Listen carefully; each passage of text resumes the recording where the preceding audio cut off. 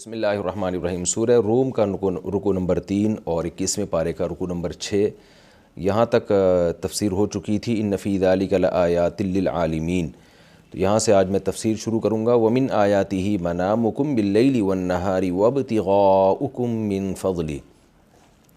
اللہ کی قدرت کے بیان چل رہے ہیں اس رکوع میں۔ اللہ نے سب سے پہلے اپنی قدرت بیان کی کہ مٹی سے تمہیں بنایا اور کیسے زمین میں چلتے پھرتے دوڑتے نظر آتے ہو۔ پھر اللہ نے تمہاری جنس کے جوڑے پیدا کیے، تمہارے لیے تمہاری ذات میں سے یعنی انسانوں میں سے بیویاں پیدا کی، لتسکنوا الیہا، جن سے تمہیں سکون ملتا ہے، جوڑے بنائے اس نے، اور تمہارے درمیان بے پناہ محبت، مودہ کا معنی بے پناہ محبت، بہت زیادہ محبت، گہری محبت اور رحمہ، اور ایک دوسرے پہ رحم کا جذبہ رکھ دیا۔ بے شک اس میں بڑی بڑی نشانیاں ان لوگوں کے لیے جو غور و فکر سے کام لیتے ہیں، اور آسمانوں اور زمین کا پیدا کرنا اور تمہاری زبانوں اور رنگوں میں اختلاف، اس میں بھی جاننے والوں کے لیے بڑی نشانی ہے۔ اب ہم آگے چلتے ہیں۔ وَمِنْ آیَاتِهِ مَنَامُكُمْ بِاللَّيْلِ وَالنَّهَارِ، اسی کی نشانیوں میں سے تمہارا دن اور رات میں سونا۔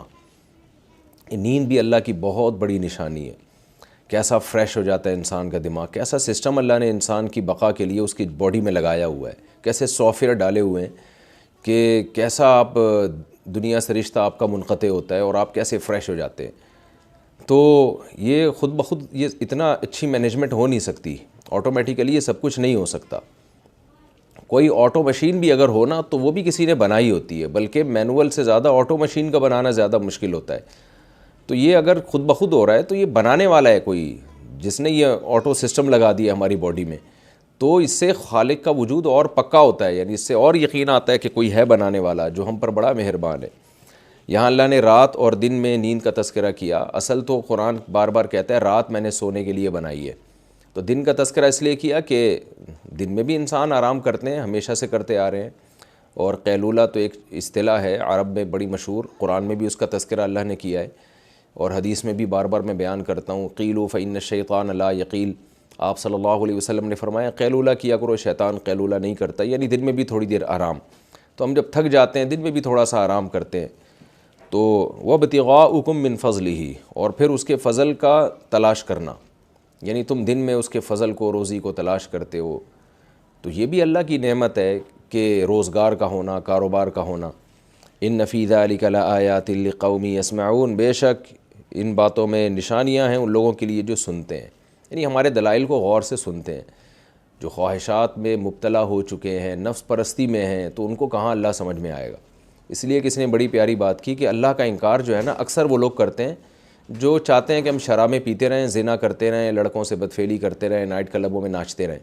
اس کی بیس کوئی دلیل نہیں ہوتی ہے، اس کی بیس ہے خواہشات کی اتباع، کیونکہ اللہ کو مانیں گے تو مذہب کو ماننا پڑے گا، مذہب کو مانیں گے تو اسلام کو ماننا پڑے گا، اسلام کو مانیں گے تو علماء کو ماننا پڑے گا، علماء کو مانیں گے تو پھر علماء جو کہہ رہے ہیں یہ حلال ہے یہ حرام ہے، یہ سب چیزیں ماننی پڑیں گی، آخر میں آ کے جو ہے پھر آپ باؤنڈ ہو جاتے ہیں۔ تو اس لیے شہوت پرست انسان نے کیا کیا، سرے سے اللہ ہی کا انکار کر دیا، تاکہ بیس ہی اڑ جائے، بنیاد ہی ختم ہو جائے، اور خواہشات کا دروازہ ان کے لیے کھل جائے۔ آگے اللہ فرماتے ہیں وَمِنْ آیَاتِهِ یُرِیکُمُ الْبَرْقَ، اسی کی نشانیاں ہیں کہ تمہیں بجلی دکھاتا ہے، خوفاً وطمعا، اس میں خوف بھی ہوتا ہے، لالچ بھی ہوتی ہے، تو ڈر بھی لگ رہا ہوتا ہے بجلی گر نہ جائے، ایک لالچ بھی ہوتی ہے۔ خاص طور پر وہ علاقے، عرب میں تو بارشیں بہت کم ہوتی تھیں، اب بھی بہت کم ہوتی ہیں، ان کے لیے تو بارش بہت بڑی نعمت تھی، خطرہ ہوتا تھا کہ بجلی گر نہ جائے۔ تو خوف کے بعد جو لالچ ہوتی ہے نا، اس لالچ میں بڑا مزہ ہوتا ہے۔ جب ڈر کے بعد کوئی نعمت ملتی ہے نا تو اس نعمت میں زیادہ مزہ ہے۔ تو اللہ نے ایسا نظام بارش کا بنا دیا ہے، خوف بھی ہے اور اس میں پھر بارشیں برستی ہیں اور پھر لہلہاتی فصلیں۔ آپ گاؤں دیہاتوں میں جائیے، ان کو بارش کی قدر ہے۔ میں کبھی جاتا ہوں نا صحراؤں میں، تو ان کا تو سارا نظام ہی بارشوں پہ چل رہا ہے۔ ان کے لیے بارش ایسی ہے جیسے آسمان سے سونے کے سکے برس رہے ہیں، اور حقیقت یہ ہے کہ ہمارے لیے بھی ایسا ہی ہے۔ ہم جو شہروں میں مزے کی زندگی گزار رہے ہیں اس کی بیس بارش ہی ہے۔ اگر یہ بارش ختم ہو جائے تو پہلے گاؤں دیہات تباہ ہوں گے، اس کے بعد آخر میں شہر برباد ہو جائیں گے۔ تو اس لیے اللہ فرماتے ہیں اس بارش میں خوف بھی، اس بجلی کی چمک میں خوف بھی ہے اور لالچ بھی ہے۔ وَيُنَزِّلُ مِنَ السَّمَاءِ مَاءً، پھر وہ بجلی کی کھڑک دکھا کے آسمان سے پانی برساتا ہے تمہارے لیے۔ کوئی ذریعہ نہیں ہے، کوئی ٹینکر نہیں ہے، کوئی ڈیم نہیں ہے جہاں سے پانی آ رہا ہو، بس اللہ کی قدرت دیکھیں، چلو جی اوپر سے برسا دوں گا، حالانکہ اوپر بھی کوئی ٹینک نہیں ہے، بس ادھر سے پانی کو لے گیا اوپر اور بادلوں سے برسا دیا اس نے۔ فَيُحْيِي بِهِ الْأَرْضَ بَعْدَ مَوْتِهَا، آپ کہہ سکتے ہیں یہ ایک نیچرل پروسیس ہے جی، آسمان سے بارشوں کا برسنا تو خود بخود ہو رہا ہے. بھائی خود بخود ہوتا تو اس کا رزلٹ اتنا اچھا نہ ہوتا. اس کے رزلٹ میں کیا ہو رہا ہے؟ مردہ زمینیں زندہ ہو رہی ہیں، لہلہاتی فصلیں تیار ہو رہی ہیں، انسان کے کھانے کا انتظام ہو رہا ہے. آٹومیٹیکلی یا اتفاقی طور پر بائی چانس جو کچھ ہو رہا ہوتا ہے نا، اس کے رزلٹ اچھے تھوڑی ہوتے ہیں. آپ جا رہے ہو گاڑی میں، اتفاق سے کسی کو ٹکر لگ گئی، آپ کی نیت نہیں تھی، تو اس ٹکر کے نتیجے میں کیا ہوگا؟ کیا لوگوں کے گھر بن جائیں گے یا بہت ہی کوئی ڈیولپمنٹ کا کام ہو جائے گا؟ ظاہر ہے فساد ہوگا. یہ کیسا اتفاق ہے؟ ادھر سورج کی تپش سے پانی بھاپ بنتا ہے اور بادلوں پہ جاتا ہے اور اوپر سے دنا دن بارش ہوتی ہے، اور اس کا رزلٹ کیا نکل رہا ہے؟ یحیی الارض بعد موتہا. کیسی بنجر زمین میں کیسے پھل پھول بیل بوٹے اگنا شروع، اور انسان اور جانور کھاتے ہیں اس کو، دودھ آتا ہے، پھر اس سے مکھن گھی نکلتا ہے. تو اس سے پتہ چلتا ہے یہ آٹومیٹیکلی اگر ہو بھی رہا ہے تو یہ آٹو مشین کسی نے بنائی ہے، یہ آٹو سسٹم کسی کا بنایا ہوا ہے.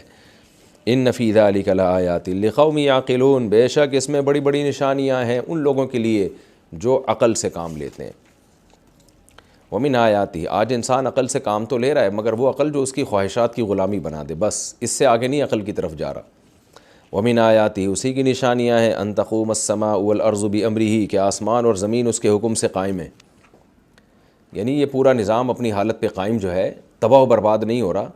تو یہ عدم سے وجود میں آنے میں بھی اللہ کے حکم کا محتاج ہے اور باقی رہنے میں بھی اللہ کے حکم کا محتاج ہے. اس کی بالکل مثال ایسے جیسے کوئی کمپنی یا کوئی ادارہ وجود میں آتا ہے تو خود بخود نہیں آتا، کوئی لوگ مل کے لاتے ہیں. پھر وہ قائم بھی خود بخود نہیں رہتا، اس میں ایک سسٹم ہوتا ہے، اس سسٹم کو لوگ چلا رہے ہوتے ہیں. اگر ایک مثال لے لیں آپ کسی چھوٹی سی کمپنی کے، جو کمپنی کے بنانے والے اس کی طرف توجہ چھوڑ دیں تو بننے کے بعد بھی فوراً تباہ ہو جائے گی. تو اللہ کہتے ہیں میں نے اس کائنات کو بنایا اور بنا کے باقی رکھا ہوا ہے، تو باقی بھی اللہ کے حکم سے یہ کائنات. ثم اذا دعاکم دعوۃ، پھر اچانک جب وہ تمہیں پکارے گا، یعنی موت کے بعد جب آخرت میں پکارے گا نا، مرنے کے بعد، من الارض اذا انتم تخرجون، زمین سے پکارے گا. اس من الارض کا تعلق زمین سے بھی ہو سکتا ہے اور تخرجون سے بھی ہو سکتا ہے، کہ جب زمین سے پکارے گا یعنی تم زمینوں کے اندر ہوگے، وہاں سے تمہیں پکارے گا. اور ایک مطلب یہ بھی ہے کہ تم پکارے گا تو جہاں سے بھی چاہے گا پکارے گا، لیکن من الارض تخرجون، تم زمین سے نکلنا شروع ہو جاؤ گے. تو اچانک تم کیا ہوگا، تم کیا ہوگے. اذا کا مطلب اچانک کے معنی میں نہیں ہے یہ اذا، جب کے معنی میں. اذا دعاکم، جب وہ تمہیں پکارے گا، دعوتاً ایک دفعہ پکارنا، من الارض اذا انتم تخرجون، اچانک تم کیا ہوگے، زمین سے تخرجون، نکلنا شروع ہو جاؤ گے. یعنی یہ سارے کمالات جب اس نے کیے ہیں تو اس کے لیے دوبارہ زندہ کرنا تمہیں کوئی مسئلہ نہیں ہے. وَلَهُ مَنْ فِي السَّمَاوَاتِ وَالْأَرْضِ، اسی کے لیے جو کچھ آسمانوں میں اور زمین میں. كُلٌّ لَهُ قَانِتُونَ، ساری مخلوق اسی کے تابع ہے، جو جس کو اس نے آرڈر دے دیا کائنات اسی آرڈر پہ چل رہی ہے. تو تمہیں جب دوبارہ زندہ ہونے کا آرڈر دے گا نا تو تم بھی اسی کے آرڈر پہ چلو گے اور زندہ ہو جاؤ گے. وَهُوَ الَّذِي يَبْدَأُ الْخَلْقَ، سوال پیدا ہوتا ہے یہ کیسے ممکن ہے؟ اللہ کیسے اتنا مشکل کام؟ یہ تو بہت مشکل ہے بھائی، دوبارہ مر کے مٹی ہو کے کیڑے کھا کے ختم کر دیتے ہیں. تو اللہ کہتے ہیں وَهُوَ الَّذِي يَبْدَأُ الْخَلْقَ، وہ اللہ ہی تو وہ ذات ہے جس نے مخلوق کو پہلی دفعہ پیدا کیا. ثُمَّ يُعِيدُهُ، دوبارہ اعادہ بھی وہی کرے گا. وَهُوَ أَهْوَنُ عَلَيْهِ، اور یہ دوبارہ پیدا کرنا اس پر زیادہ آسان ہے. دیکھیں اللہ کے لیے کوئی کام مشکل آسان نہیں ہوتا، نہ زیادہ آسان نہ کم آسان، سارے کام ایک ہی جیسے ہوتے ہیں. اس کے ارادے کا نام ہے کن، یعنی اس کے کام، کن کا ارادہ اس کے عمل کا نام ہے. وہ ارادہ کن کر لے تو بس عمل وجود میں آ جاتا ہے. احون علیہ کا مطلب ہمارے اعتبار سے، کیونکہ ہم بھی عقلی دلیل دیتے ہیں نا اللہ کو، اللہ کے دعوے کو غلط ثابت کرنے کے لیے. ہم عقل کیا استعمال کرتے ہیں؟ ہم عقل یہ استعمال کرتے ہیں کہ جب مر کے مٹی ہو گئے تو کیسے زندہ ہوں گے، مٹی ہونے کے بعد تو کوئی زندہ نہیں ہوتا. تو ہم عقلی دلیل دے رہے ہیں، تو اللہ بھی ہمیں ہمارے ہی حساب سے عقلی دلیل میں جواب دے رہا ہے کہ پہلی دفعہ پیدا کرنا مشکل ہے یا دوبارہ پیدا کرنا. ساری دنیا اس اصول کو مانتی ہے کہ جو پہلی دفعہ پیدا کرے گا وہ زیادہ مشکل ہوتا ہے. کسی چیز کو ایجاد کرنا مشکل ہوتا ہے، ریپیئر کرنا یا دوبارہ وجود میں لانا آسان ہوتا ہے. ایک دفعہ تجربہ ہو چکا ہوتا ہے آپ کو، فرسٹ ٹائم کوئی بھی چیز بنتی ہے بڑی مشکل سے. تبھی تو جو سائنسدان چیزیں ایجاد کرتے ہیں تو جو فرسٹ ٹائم بناتے ہیں سارا کریڈٹ وہ لے جاتے ہیں. جو کمپنی نئی میڈیسن بناتی ہے کریڈٹ تو وہ لے جاتی ہے، اس کو پروفٹ زیادہ ملتا ہے. دوبارہ تو پھر اس کو وہ پھر آسان ہے. تو اللہ نے ہم سے ہماری زبان میں بات کی ہے کہ تم جو میرے خلاف عقلی دلیل دیتے رہتے ہو کہ مٹی ہو کے کیڑے کھا جائیں گے، دوبارہ کون بنائے گا؟ تو اللہ اسی کا جواب دے رہا ہے کہ پہلی دفعہ جو بنا سکتا ہے تو دوبارہ بنانا تو تمہاری ہی دلیل کے مطابق آسان ہے بھائی. تو تمہیں یوں کہنا چاہیے کہ پہلی دفعہ جو بنائے گا جس نے بنا دیا تو دوبارہ آسانی سے بنا لے گا وہ، یہ تمہاری زبان، ورنہ حقیقت یہ ہے کہ اللہ کے لیے پہلی دفعہ اور دوسری دفعہ بنانا سیم ہے، اس میں یہ نہیں کہ دوسری دفعہ بنانا زیادہ آسان ہے اور پہلی دفعہ زیادہ مشکل تھا، ایسا کچھ نہیں ہے۔ وَلَهُ الْمَثَلُ الْأَعْلَى، اسی کے لیے اعلیٰ مثال ہے۔ دیکھیں اللہ کے لیے کوئی مثال ہو نہیں سکتی، تبھی قرآن میں آتا ہے فَلَا تَضْرِبُوا لِلَّهِ الْأَمْثَالَ، کہ اللہ کے لیے مثالیں بیان نہ کرو، اللہ جیسا کوئی ہے ہی نہیں، لیکن خود قرآن پھر اللہ کے لیے مثالیں بیان کرتا ہے۔ تو کیا مطلب؟ وہ مثالیں جو اللہ کا حق ادا کر دیں، ایسی مثالیں ہیں ہی نہیں، کیونکہ اللہ کے مماثل اللہ جیسا کوئی ہے ہی نہیں، تو اللہ کو صحیح طرح سے ایکسپلین کر دیں تو حقیقت میں ایسی مثالیں نہیں ہیں۔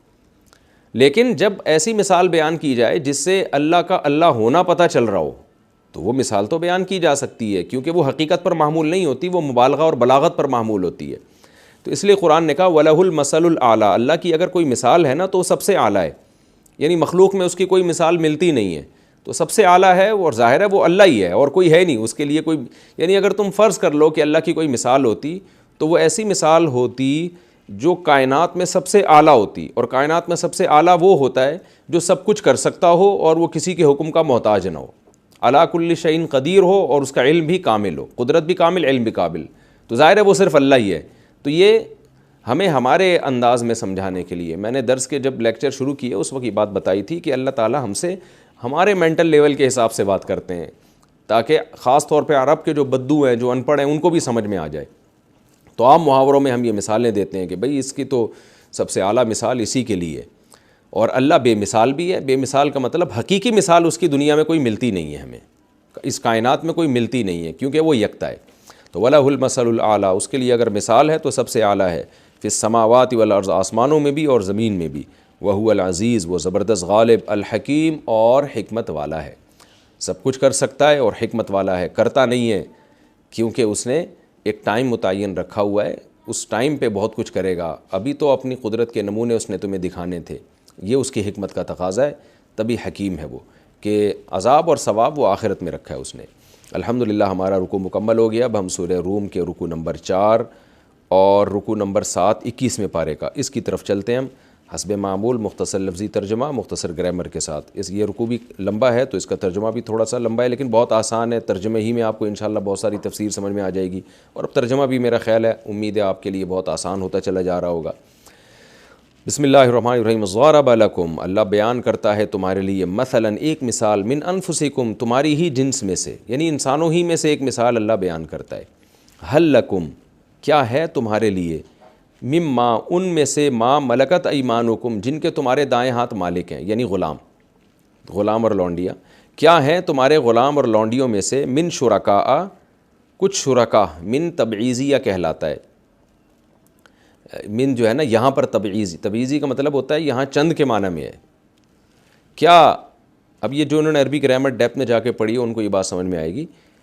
تو کیا ہے تمہارے لیے، مما ملکت ایمانکم، ان لوگوں میں سے جن کے تمہارے دائیں ہاتھ مالک ہیں، تو ما ملکت ایمانکم مطلب ہوتا ہے تمہارے غلام۔ اب ہم آسان ترجمہ کرتے ہیں، کیا ہیں تمہارے غلاموں میں سے، من شرکا، کچھ ایسے شرکا جو شریک ہوں، فیما رزقناکم، ان چیزوں میں جو ہم نے تمہیں بطور رزق دی ہیں۔ اللہ نے ہمیں بطور رزق جو بھی چیزیں دی ہیں وہ ہماری ملکیت میں ہے نا، تو ما رزقناکم کا مطلب تمہاری مملوکہ چیزیں، جو بھی چیز اللہ نے ہمیں دی ہے، چاہے وہ گاڑی ہو، گھر ہو، بنگلہ ہو، وہ سب بطور رزق دی ہیں۔ رزق کا مطلب صرف کھانا پینا نہیں ہوتا، جو بھی زندگی کے لوازمات ہیں اس کو عربی میں رزق کہتے ہیں، جو میں پہلے ایکسپلین کر چکا ہوں یہ۔ تو اب ما رزقناکم کا مطلب کیا ہوا کہ جو بھی چیزیں ہم نے تمہیں دی ہیں، یعنی تمہاری مملوکہ چیزوں میں، کیا تمہارے غلاموں میں سے کچھ شرکا ہیں، پارٹنر، شریک کسے کہتے ہیں، پارٹنر کو، یعنی حل لکم مما ملکت ایمانکم، کیا تمہارے لیے ایسے غلام ہیں جو شریک ہوں، فیما رزقناکم، ان مملوکہ چیزوں میں جو ہم نے تمہیں دی ہیں، یعنی تم اپنی پراپرٹی، اپنی گاڑی اور اپنی جتنی بھی چیزیں جن کے تم مالک ہو، اس میں تمہارے غلام تمہارے ساتھ شریک نہیں ہوتے، تو کوئی ایسے غلام ہیں جو شریک ہیں؟ ظاہر ہے نہیں ہیں ایسے غلام۔ آگے اللہ فرماتے ہیں فَأَنْتُمْ فِيهِ سَوَاءٌ، پس تم فیہ، ان مملوکہ چیزوں میں، سواء، برابر ہو، یعنی تم ان کے برابر ہو جاؤ، جو چیزیں ہم نے تمہیں بطور ملکیت کے دی ہیں تمہاری مملوکہ چیزیں ہیں، تو کیا ایسا ہے کہ تمہارے کچھ غلام ایسے بھی ہوں جو غلام تمہارے ساتھ اس پراپرٹی میں، ان مملوکہ چیزوں میں پارٹنر بن جائیں، اور ایسے پارٹنر بن جائیں کہ انتم فیہ سواء، کہ تم اور وہ ان چیزوں میں برابر ہو جائیں، یعنی ایک جیسا رائٹ ہو جائے دونوں کا۔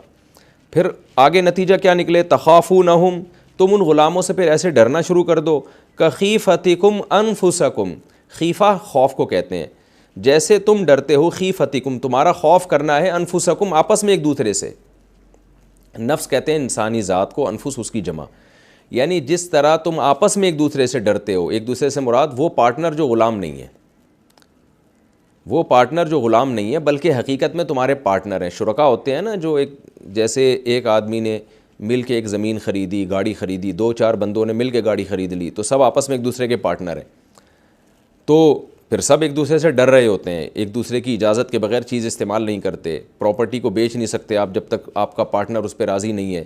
تو اللہ فرماتے ہیں کیا، اب دیکھیں دوبارہ، کیونکہ آیت تھوڑی سی سمجھنے میں مشکل ہے، ترجمہ سمجھنے میں گرامر کے لحاظ سے، تو اس لیے میں تھوڑا سا اس کو آسان کر کے ترجمہ دوبارہ بتاتا ہوں کہ کیا حل لکم مما ملکت ایمانکم، کیا تمہارے لیے وہ غلام جن کے تم مالک ہو، ان میں سے کچھ ایسے شرکا ہیں جو تمہارے شریک ہوں تمہاری مملوکہ چیزوں میں جو ہم نے تمہیں دی ہوئی ہیں، ایسے کوئی غلام ہیں، فانتم فیہ سواء، کہ تم ان مملوکہ چیزوں میں ان غلاموں کے برابر ہو جاؤ، اور پھر ان غلاموں سے ایسے ڈرنا شروع کر دو جیسے آپس میں ایک دوسرے سے ڈرتے ہو، یعنی آپس میں ایک دوسرے پارٹنر جو تمہارے ہیں جو غلام نہیں ہیں ان سے جیسے ڈرتے ہو، تو ایسے غلاموں سے بھی ڈرنا شروع کر دو۔ اس آیت کا مفہوم یہ ہے، کیونکہ مفہوم بتاؤں گا تو صحیح طرح ترجمہ سمجھ میں آئے گا، کہ عرب میں جو غلام ہے نا، غلام انسان ہونے کے باوجود بھی کسی چیز کا مالک نہیں بن سکتا تھا، کیونکہ مالک بن جاتا تو پھر غلام کس بات کا ہوا؟ غلام جو چیز خریدے گا اس کا مالک ہوگا، یعنی جو مولا ہے۔ اولاد جو کچھ خریدتی ہے خود مالک ہوتی ہے، باپ مالک نہیں ہوتا، لیکن غلام کا جو تصور ہے، اس لیے کہ غلام تو خود مملوک ہے، وہ خود اپنا مالک نہیں ہے، تو اپنی چیزوں کا مالک کہاں سے ہو گیا؟ تو عرب میں یہ تھا کہ غلام کو کسی چیز کا مالک بنانا پاسبل ہی نہیں ہے، وہ لونڈی اور غلاموں کو۔ تو اللہ نے یہاں بتایا کہ تم اپنے غلاموں کو اپنی مملوکہ چیزوں میں پارٹنرشپ نہیں بنا سکتے کہ آدھی پراپرٹی اس کو دے دی آدھے، تو یہ ہوگی نہیں، کیونکہ تمہارے ذہن میں کانسیپٹ ہے کہ وہ غلام ہے، غلام مالک بن نہیں سکتا، تو حالانکہ وہ انسانیت میں تمہارے ساتھ شریک ہے، انسانیت میں، تو انسانیت میں شریک ہونے کے باوجود اس پہ جو غلامی کا دھبا لگ گیا، تو اب وہ اس قابل نہیں ہے کہ تمہاری پراپرٹی میں تمہارے ساتھ شرکت کر لے، ایسی شرکت کر لے کہ تم اور وہ اب اس پراپرٹی میں یا مملوکہ چیزوں میں دونوں کے رائٹ برابر ہو جائیں، اور تم جیسے اپنے عام پارٹنر سے ڈرتے ہو تو ان سے بھی ڈرنا شروع کر دو۔ عام پارٹنر سے ہم کیسے ڈرتے ہیں کہ جب ہمارے ساتھ کوئی بزنس میں، کاروبار میں یا ہماری مملوکہ چیزوں میں پارٹنر ہوتا ہے تو ہم چیزوں میں تصرف کرتے ہوئے اس سے ڈرتے ہیں، اس کی پرمیشن لیتے ہیں۔ ایک گاڑی ہے، 2 بندے اس میں شریک ہیں، آپ نے گاڑی اسپیڈ سے چلاؤ گے تو آپ ڈرو گے، یار پارٹنر کی بھی گاڑی ہے، اس کا بھی شیئر ہے اس میں، ایسا نہ ہو گاڑی خراب ہو جائے، وہ ناراض ہو جائے گا۔ تو اللہ کہتے ہیں کہ غلاموں کو بھی اتنی لفٹ کراتے ہو تم کہ تم اس کو ایسا اپنی مملوکہ چیزوں میں شریک کر لو کہ پھر تو اب تم تصرف کرتے ہوئے ڈرنا شروع کر دو، بھائی یہ ناراض نہ ہو جائے، اور جو ہے اس کا بھی اتنا ہی رائٹ ہے جتنا ہمارا رائٹ ہے۔ تو ظاہر ہے غلاموں کے ساتھ ایسا نہیں ہوتا۔ تو اللہ کہہ رہے ہیں یہاں، یہ بتا رہے ہیں، یہ ہے تو ترجمہ لیکن یہ تفسیر بتاؤں گا تو ترجمہ سمجھ میں آئے گا۔ تو اللہ بھی یہاں یہ سمجھا رہے ہیں کہ انسان ہونے کے باوجود تم ان کو اتنا پروٹوکول نہیں دیتے، تو یہ جو تمہارے معبود ہیں یہ تو انسان بھی، یہ تو خدا بھی نہیں ہے، ہماری اور ان کے میں تو بہت بڑا ایک بیریئر ہے، یہ مخلوق ہے، میں خالق ہوں، تو میں مخلوق کو اتنی لفٹ کیوں کراؤں کہ اپنی پراپرٹی اور اپنی ملکیت میں اس کو شریک کر لوں، اور تمہارے ان معبودوں سے پوچھ کے میں کام کروں؟ تو میرے ساتھ یہ کسی بھی تصرف اور اختیار میں ذرہ برابر بھی شریک نہیں ہے۔ تو یہ اس آیت کا مفہوم ہے، جو تفسیر میں اور انشاءاللہ اس کو ایکسپلین کروں گا میں۔ کذالک نفصل الآیات، اللہ فرماتے ہیں اس طرح ہم اپنی آیات کو تفصیل سے کھول کے بیان کرتے ہیں، لقوم یعقلون، ان لوگوں کے لیے جو عقل سے کام لیتے ہیں۔ بل اتبع الذین ظلموا، بلکہ اصل بات یہ ہے، بل کا مطلب کیا ہے کہ دلیل ان کے پاس نہیں ہے کوئی، یعنی یہ مثال کوئی کہہ سکتا ہے نا کہ ان کو سمجھ میں نہیں آ رہی اس لیے شرک کر رہے ہیں، اللہ کہتے ہیں سب سمجھ میں آ رہا ہے۔ تو اصل بات کیا ہے؟ بل کا مطلب ہوتا ہے کہ بلکہ اصل بات یہ ہے، اتبع الذین ظلموا اہواءہم، جو ظالم لوگ ہیں یعنی مشرک لوگ ہیں وہ اپنی خواہشات کی اتباع کرتے ہیں، بغیر علم، بغیر کسی دلیل کے۔ فمن یہدی من اضل اللہ، تو بتاؤ کون ہدایت دے گا اس شخص کو جس کو اللہ خود گمراہ کر دے، وما لہم من ناصرین، اور ان کے لیے کوئی مددگار نہیں ہوگا۔ فاقم وجہک، اقام یقیم اقامتاً کا معنی سیدھا کرنا، کئی بار یہ لفظ آ چکا ہے، اقوام یقوم اقواماً سے اکرم کی طرح، اصل میں تھا اقوم، پس آپ سیدھا کیجئے وجہ کا اپنے چہرے کو، للدینی دین کی طرف، حنیفہ، حنیفہ یہ عقیم کی جو انتا ضمیر ہے نا اس سے حال ہے، کیا مطلب آپ اپنے اس چہرے کو دین کی طرف کیجئے حنیفہ، تمام باطل دینوں سے ہٹتے ہوئے۔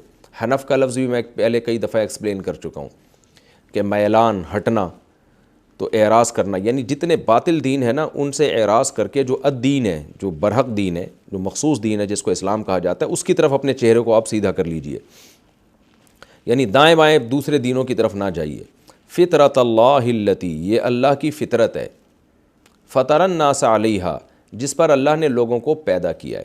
دیکھیں فطرت کا اصل معنی ہوتا ہے پھاڑنا، جیسے قرآن میں آتا ہے نا اذا السماء انفطرت، جب آسمان پھٹ جائے گا، تو فطرت میں تخلیق کا معنی بھی ہے، اس لیے کہ تخلیق بھی ایک چیز سے دوسری چیز سے نکلتی ہے۔ تو فاطر السماوات والارض، اللہ خالق بھی ہے فاطر بھی ہے، یعنی ایسے کوئی چیز کو پھاڑا ہے اللہ نے جس سے آسمان اور زمین وجود میں آ گئے۔ تو خالق کا معنی تو پیدا کرنا، فاطر کا معنی میں فطرت میں پھٹنے کا معنی پایا جاتا ہے۔ تو انسان، ہم نیچر کو بھی فطرت کہتے ہیں اس لیے کہ انسان کی تخلیق جب ہوتی ہے نا، تخلیق، اور وہ ایک مرحلے سے گزر کے وجود میں آتا ہے، گویا کہ وہ ایکسپوز ہو، جب چیزیں پھٹتی ہیں نا تو ایکسپلور ہو جاتی ہیں وہ۔ تو ایسے انسان بھی جب اس پروسیس سے گزر کے آتا ہے، ماں کے پیٹ سے باہر نکلتا ہے، تو اس عمل کو بھی پیدا کرنا کہا گیا ہے، فطرت کہا گیا ہے۔ اور جس نیچر پہ پیدا ہوتا ہے یہاں اس نیچر کو فطرت، یعنی نیچر کو بھی فطرت کیوں کہتے ہیں کہ اس سانچے میں ڈھلتا ہے انسان۔ ہم کہتے ہیں نا اس کی یہ نیچر ہے، کیا مطلب؟ ایک سانچہ ہے جس میں اللہ نے ہر شخص کو بنایا، تو اس سانچے میں جو ڈھلے گا، یعنی اس سانچے سے میں نکل کے آتا ہے نا، اللہ تعالیٰ کو پتہ ہے کہ بھئی یہ اس کی انگلیاں کتنی ہوں گی، آنکھ کیسی، ناک کیسی، ایک پورا سانچہ ہے جس سانچے پہ انسان تیار ہوتا ہے۔ تو اس تیاری کو بھی فطرت کہا، یعنی اس سانچے کو بھی فطرت کہا جاتا ہے۔ تو یہ سانچے کی دو قسم ہوتی ہیں، ایک مادی اور ایک روحانی۔ مادی تو یہی ہے کہ ڈی این اے میں لکھا ہوتا ہے کہ یہ اس کی آنکھ ہوگی، ناک ہوں گے، ایسی لپس ہوں گے، ایسی پلکیں ہوں گی وغیرہ وغیرہ۔ اور ایک روحانی بھی ہوتا ہے، یعنی اس کی طبیعت کیسی ہوگی، بہادر ہوگا، بزدل ہوگا، اچھا ہوگا، برا ہوگا، اور جھوٹا ہوگا، سچا، یعنی جو بھی انسان کی جو اندر کی روحانی صفات ہیں۔ تو اب اللہ تعالیٰ بتا رہے ہیں کہ یہ جو دین ہے نا جس کی طرف آپ نے رخ موڑ کے رکھنا ہے، یہ دین کیا ہے؟ فطرت اللہ التی، اللہ کی وہ فطرت ہے، فطر الناس علیہا، جس پر اس نے لوگوں کو پیدا کیا ہے۔ کیا مطلب؟ ہر بچہ جب پیدا ہوتا ہے تو اسی نیچر پہ پیدا ہوتا ہے، اسی سانچے پہ پیدا ہوتا ہے جس کو اسلام کہا جاتا ہے۔ یہ بہت زبردست آیت ہے، یعنی وہ اچھا پیدا ہوتا ہے، وہ توحید پرست پیدا ہوتا ہے، وہ جھوٹ سے نفرت کرنے والا پیدا ہوتا ہے، بے وفائی سے نفرت کرنے والا پیدا ہوتا ہے، احسان فراموشی کو وہ پسند نہیں کرتا۔ تو یہ ساری چیزیں لے کے پیدا ہوتا ہے۔ تو اسلام جو ہے اسی پر اس کو قائم رکھنے کی کوشش کرتا ہے۔ تو اسلام دین فطرت ہے۔ تو اس لیے اللہ نے فرمایا کہ اے نبی آپ اپنے چہرے کو اس دین کی طرف موڑ کے رکھیں جو موڑیں تمام باطل چیزوں سے، یعنی باطل کی طرف بالکل مائل نہ ہو۔ فطرت اللہ التی، یہ وہ فطرت ہے، یعنی اتبعوا فطرت اللہ التی، اتبعوا محذوف ہے کہ آپ فالو کرو اس اللہ کی فطرت کو، التی فطر الناس علیہا، جس پر اللہ نے لوگوں کو پیدا کیا ہے۔ تو یہ تو آج کے لیے لحاظ سے آیت معجزہ ہے۔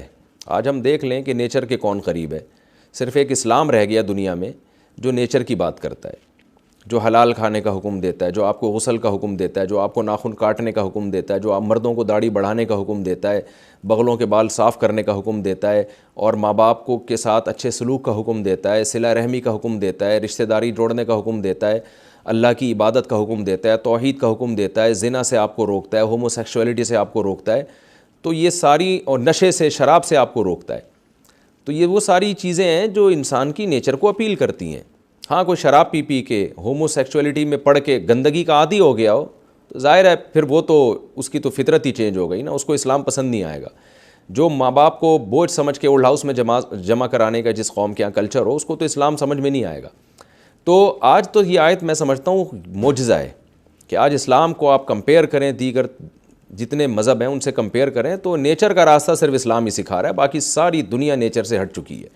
انسان کی فطرت شراب پی کے بہکنا نہیں ہے، کہ دیکھیں نا شراب پی کے کیسے ٹہل رہے ہوتے ہیں. انسانیت پہ لی بدنما داغ ہے. یہ انسان مہذب ہے, وہ ایک شائستہ مخلوق ہے, وہ عام جانوروں کی طرح نہیں, گدھے گھوڑے والا اس کا زندگی نہیں ہوتی, اس کی ایک مہذب زندگی ہوتی ہے جو مذہب سکھاتا ہے. مذہب کے علاوہ آپ ایک اوپر سے سوٹ ٹائی پہن لو گے بس, اندر سے آپ کی زندگی میں تہذیب نہیں ہو سکتی.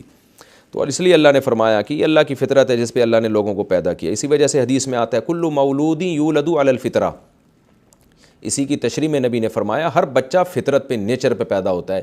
فَأَبَوَاهُ يُهَوِّدَانِهِ أَوْ يُنَصِّرَانِهِ أَوْ يُمَجِّسَانِهِ. ماں باپ اس کو یہودی عیسائی اور مجوسی آگ پر کی پوجا کرنے والا بنا دیتے ہیں. یعنی یہودی اصل میں تو فطرت پہ ہی تھے, عیسائی بھی. نبی نے اپنے دور کے یہودیوں کے حساب سے جنہوں نے دین میں تحریف کر دی, تو کیا مطلب ماحول خراب کر دیتے ہیں ان کو.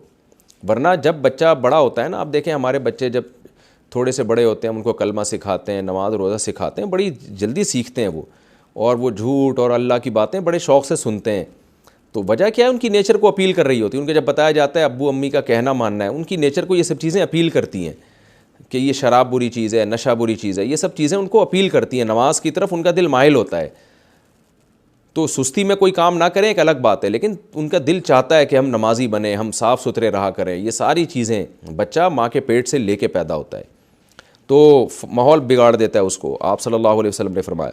آگے اللہ فرماتے ہیں لا تبدیل لخلق اللہ, اللہ کی اس تخلیق میں کوئی تبدیلی نہیں ہے. یعنی بچہ فطرت ہی پہ پیدا ہوگا, اور یہ جو اللہ کی تخلیق ہے یہ تبدیل نہیں ہو سکتی. یعنی اسلام ہی دین فطرت رہے گا اور بچہ پیدا بھی فطرت ہی پہ ہوگا. تو ایسا نہیں ہو سکتا کہ انسانوں کے چینج ہونے سے انسان کی اصل نیچر چینج ہو جائے. یہ بھی آج کل کے جو ہومو سیکشول لوگ ہیں نا, ان پر بہت بڑا رد ہے. وہ کہتے ہیں ہم زمانہ چینج ہو گیا ہے تو اب یہ چیز سوسائٹی میں عام ہو گئی ہے, تو اب نیچر کو لے کے بیٹھے رہے, اب نیچر ہی یہی بن گئی ہے. نہ نہ, اصل نیچر کبھی چینج نہیں ہوگی. یہ جو ہم کہتے ہیں نا فلاں آدمی کی فطرت ہی گندی ہے, تو یہ مجازن کہتے ہیں. اصل میں تو فطرت اس کی بھی اچھی ہے, لیکن اس نے اپنے آپ کو خود تکلف کر کے بگاڑا ہوا ہے. جیسے کوئی شخص گوں کھانا شروع کر دے اور اس کو اس گوں کھانے کی وجہ سے بدبو نہ آنے لگے اور گندگی سے نفرت ہو جائے, گندگی سے محبت ہو جائے, تو ہم کہہ دیتے ہیں کہ اس کی فطرت چینج ہو گئی ہے. لیکن حقیقت یہ کہ چینج نہیں ہوئی ہوتی. آج بھی اگر وہ اس گندگی کو کچھ دنوں کے لیے چھوڑ دے, توبہ کرے اور صاف ستھری غذائیں کھائے, تو دوبارہ وہ اپنی اصل نیچر پہ آ جائے گا اور اس کو اس گندگی سے نفرت شروع ہو جائے گی. تو اس معنی میں کہا جاتا ہے کہ اس کی فطرت چینج ہو گئی, یعنی وقتی اور عارضی طور پر, ورنہ اصل فطرت کبھی چینج نہیں ہوتی. وہ جو سانچہ ہے سکون آپ کو اسی میں ملے گا. یہ مطلب ہے لا تبدیل لخلق اللہ, کہ اللہ کی جو اصل فطرت جو اللہ نے لوگوں کی بنائی ہے, تخلیق, اللہ کی جو اصل تخلیق ہے وہ چینج نہیں ہو سکتی. تبھی اسلام ہی سوٹیبل دین رہے گا قیامت تک کے لیے, کیونکہ اسلام دین فطرت ہے اور وہ فطرت کبھی چینج نہیں ہوگی. تو لوگوں کا سکون, لوگوں کی نجات اسی اسلام میں ہے. تو قیامت تک کبھی بھی یہ ایسا نہیں ہو سکتا کہ وہ اصول ہی چینج ہو جائیں. وَلَٰكِنَّ أَكْثَرَ النَّاسِ لَا يَعْلَمُونَ. اللہ فرماتے ہیں لیکن اکثر لوگ یہ بات نہیں جانتے, تبھی تو اسلام سے بغاوت کرتے ہیں. مُنِيبِينَ إِلَيْهِ, انابا یونیبو انابتن, مائل ہونا, متوجہ ہونا. منیبین الیہ, یہ میں نے ترجمے میں لمبی چوڑی تفسیر کر دی ہے, لیکن بتانا یہ مقصد, کیونکہ ترجمہ اس کے بغیر فطرت کا لفظ سمجھ میں آتا نہیں آپ کے, اس لیے مجھے تفسیر کرنی پڑی. منیبین الیہ, اس کا تعلق ہے اقم وجہ کا, آپ اپنے چہرے کو دین کی طرف مائل کیجئے. منیبین الیہ, اس طور پر کہ اللہ ہی کی طرف متوجہ ہو کے. واتقوہ, اور اسی اللہ سے تم سب ڈرو. واقیموا الصلاۃ, اور نماز قائم کرو. ولا تکونوا من المشرکین, اور مشرکین میں سے مت ہو جاؤ. یہ مشرکین کون لوگ ہیں؟ من الذین فرقوا دینہم, یہ ان لوگوں میں سے ہیں جنہوں نے اپنے دین کے ٹکڑے ٹکڑے کر دیے. فرق یفرق تفریقاً کا معنی ٹکڑے کرنا, تو ٹکڑے کر دیے. مشرکین کے 20 فرقے ہیں, آپ کو پتہ ہے. کوئی سورج کی عبادت کرتا ہے, کوئی بتوں کی عبادت کرتا ہے, کوئی چاند کی عبادت کرتا ہے, اور الگ الگ فلسفے نظریات. وکانو شیعہ, اور شیعہ کہتے ہیں جماعت کو, شیعہ بھی ٹکڑے اور جماعت کو کہتے ہیں, شیعہ اس کی جمع. اور یہ ہو گئے ٹکڑے ٹکڑے, اپنے دین کو توڑا اور خود پھر ٹکڑوں کے اندر تقسیم ہو گئے. کل حزب, ہر جماعت, بما لدیہم, ان تعلیمات پر, لدیہم جو ان کے پاس ہے, فریحون, اترا رہے ہیں. سب کے پاس باطل تعلیمات ہیں اور باطل نظریات ہیں, اور ہر باطل نظریے والا اپنے نظریے پہ اترا رہا ہے. وہ سمجھتا ہے کہ جی میں ہی ٹھیک ہوں. وَإِذَا مَسَّ النَّاسَ ضُرٌّ, اور جب لوگوں کو پہنچتی ہے ضرٌ, کوئی مصیبت, دعوا ربہم, تو پکارتے ہیں اپنے رب کو, منیبین الیہ, اسی کی طرف متوجہ ہو کے. ثم اذا, پھر جب, اذاقہم, جب وہ اللہ چکھاتا ہے ان کو, منہ, اپنی طرف سے, رحمتاً, کوئی رحمت, اذا فریق منہم، میں نے بتایا تھا نا اذا کے بعد جب فعل نہ آئے تو پھر یہ مفاجاتیہ ہوتا ہے، اچانک کے معنی میں۔ اچانک فریقن، ایک فریق، منہم ان میں سے، بربہم یشرکون، اپنے رب کے ساتھ شرک کرنا شروع کر دیتا ہے، لیکفروا بما آتیناہم، تاکہ ناشکری کرے ماں ان نعمتوں کی جو ہم نے ان کو دی ہے۔ یہ لام عاقبت کا ہے، انجام کا، یعنی جس کا انجام یہ ہوتا ہے کہ وہ ناشکرہ بن جاتا ہے ان نعمتوں کا جو ہم نے اس کو دی ہیں۔ فتمتعوا، یہ امر کا صیغہ ہے، تمتع یا تمتعوا تمتعا، تکلف یا تکلفوا تکلفا، باب تفعل۔ تمتع کا معنی فائدہ اٹھانا، تو تکلف باب جو فعل مضارع ہے نا، آپ کو پتہ ہے تکلف، تتکلفو سے تا حذف کر دیں گے اور آخر کو ساکن کر دیں گے، تکلف، اور جمع آئے گا تکلفو، تو تمتع جمع آئے گا تمتعو۔ اللہ کہتے ہیں فتمتعوا، پس مزے اڑا لو، فسوف تعلمون، اچھا ان قریب تمہیں پتہ چل جائے گا۔ ام انزلنا علیہم سلطانا، کیا ہم نے نازل کی ہے ان کے اوپر سلطانا، کوئی واضح دلیل، فہو یتکلم، پس وہ دلیل ان سے کلام کرتی ہے، بما کانوا بہ یشرکون، ان معبودوں کے بارے میں جن کو یہ شریک کرتے ہیں اللہ کے ساتھ۔ کوئی آسمان سے ایسی دلیل اتری ہے جو ان کو معبودوں کے بارے میں بتا رہی ہو کہ یہ برحق معبود ہیں۔ وَإِذَا أَذَقْنَا النَّاسَ رَحْمَةً، اور جب ہم چکھاتے ہیں، اذاق یذیق اذاقۃ، اصل میں اذوق یذوق، اکرم یکرم کی طرح، اور اذقنا تھا اذوقنا اکرمنا کی طرح، جب ہم انسان کو رحمت چکھاتے ہیں، فریحوا بہا، تو وہ اس پہ خوش ہونے لگتے ہیں۔ وَإِن تُصِبْهُمْ، یہاں فریحو سے خوش ہونا مراد نہیں ہے، فریحو کا معنی کبھی اترانا بھی آتا ہے، تو سیاق و سباق سے پتہ چلتا ہے کہ یہاں اترانا مراد ہے یا خوش ہونا، کیونکہ یہ انسان کی شکایت ہو رہی ہے نا، تو اس لیے یہاں اترانا مراد ہے، تو اترانے لگتے ہیں۔ وَإِن تُصِبْهُمْ سَيِّئَةٌ، اور جب ان کو کوئی مصیبت پہنچتی ہے، بِمَا قَدَّمَتْ أَيْدِيهِمْ، ان اعمال کے بدلے میں جو انہوں نے اپنے ہاتھوں سے آگے بھیجے ہیں، اذا ہم یقنطون، تو اچانک وہ یقنطون مایوس ہونے لگتے ہیں، قنیط یقنط قنوطا، مایوس ہونا۔ اولم یروا، کیا یہ لوگوں نے دیکھا نہیں ہے، ان اللہ یبسط الرزق، کہ اللہ تعالیٰ پھیلا دیتا ہے رزق کو، لمن یشاء، جس کے لیے چاہتا ہے، ویقدر، اور تنگ کر دیتا ہے جس کے لیے چاہتا ہے۔